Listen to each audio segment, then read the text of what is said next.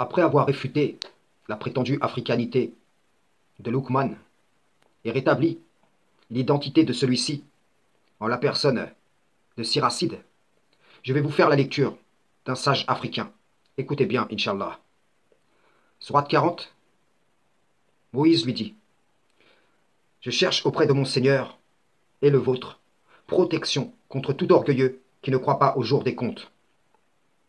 Et un homme croyant de la famille de Pharaon, qui dissimulait sa foi, dit: Tuez-vous un homme parce qu'il dit: Mon Seigneur est Allah, alors qu'il est venu à vous avec les preuves évidentes de votre Seigneur? S'il est menteur, son mensonge sera à son détriment, tandis que s'il est véridique, alors une partie de ce dont il vous menace tombera sur vous.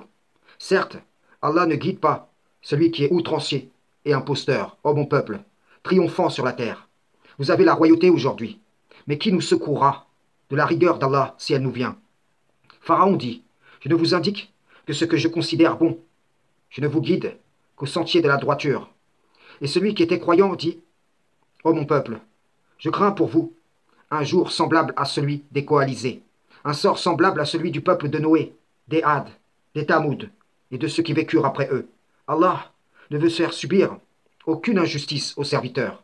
Ô mon peuple, je crains pour vous le jour de l'appel mutuel, le jour où vous tournerez le dos en déroute, sans qu'il n'y ait pour vous de protecteur contre Allah, et quiconque Allah égare n'a point de guide. Certes, Joseph vous est venu auparavant, avec les preuves évidentes, mais vous n'avez jamais cessé d'avoir des doutes sur ce qu'il vous avait apporté. Mais lorsqu'il mourut, vous dites alors: Allah n'enverra plus jamais de messager après lui. Ainsi, Allah égare-t-il celui qui est outrancier et celui qui doute.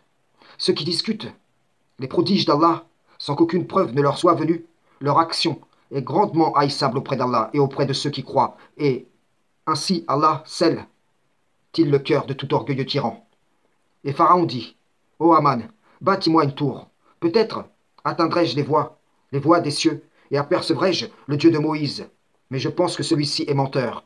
Ainsi, la mauvaise action de Pharaon lui parut enjolivée, et elle fut détournée du droit chemin, et le stratagème de Pharaon n'est voué qu'à la destruction. Et celui qui avait cru dit: Ô mon peuple, suivez-moi, je vous guiderai au sentier de la droiture. Ô mon peuple, cette vie n'est que jouissance temporaire, alors que l'au-delà est vraiment la demeure de la stabilité. Quiconque fait une mauvaise action ne sera rétribué que par son pareil, et quiconque, mâle ou femelle, fait une bonne action, tout en étant croyant, alors ceux-là entreront au paradis pour y recevoir leur subsistance sans compter. Ô mon peuple, mais qu'ai-je à vous appeler au salut, alors que vous m'appelez au feu? Vous m'invitez à nier Allah et à lui donner des associés dont je n'ai aucun savoir, alors que je vous appelle au Tout-Puissant, au Grand Pardonneur. Nul doute que ce à quoi vous m'appelez ne peut exaucer une invocation ni ici-bas, ni dans l'au-delà. C'est vers Allah qu'est notre retour, et les outranciers sont eux les gens du feu.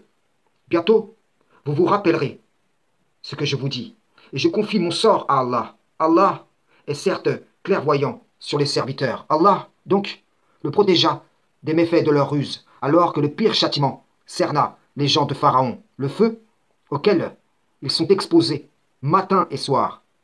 Et le jour où l'heure arrivera, il sera dit: faites entrer les gens de Pharaon au plus dur du châtiment. Frères et sœurs en islam, salam, shalom.